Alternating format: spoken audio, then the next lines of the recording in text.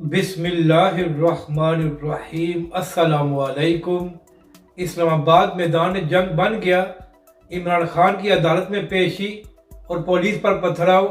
علامہ سعد حسین رضوی کے لیے قانون اور تھا اور عمران خان کے لیے اور ہے۔ اس ویڈیو میں ہم اسی کے متعلق بات کریں گے۔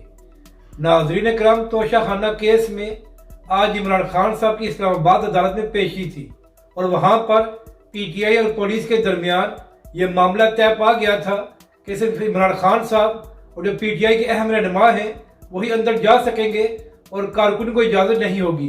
مگر ناظرین کرام، ذرائع کا کہنا ہے کہ ابھی عمران خان صاحب عدالت میں پہنچے نہیں تھے تو پی ٹی آئی کے بہت سے کارکن وہاں پر آ گئے اور انہوں نے کوشش کی کہ ہم اندر جائیں۔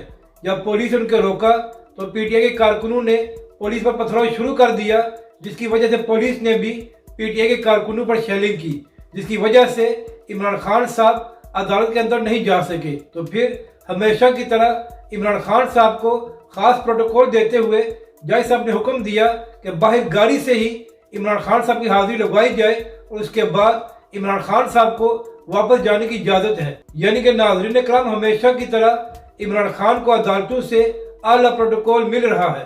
لیکن یہاں پر سوال یہ ہے کہ جب عمران خان کی حکومت میں علامہ سعد حسین رضوی کو 8 مہینے غیر قانونی طور پر گرفتار کیا گیا تھا اور عدالتی حکم کے باوجود عمران خان کی حکومت علامہ سعد حسین رضوی کو رہا نہیں کر رہی تھی، تو کیا اس وقت ہماری عدالتوں کو نظر نہیں آیا کہ ایک سیاسی جماعت کے رہنما کو غیر قانونی طور پر گرفتار کیا ہوا ہے؟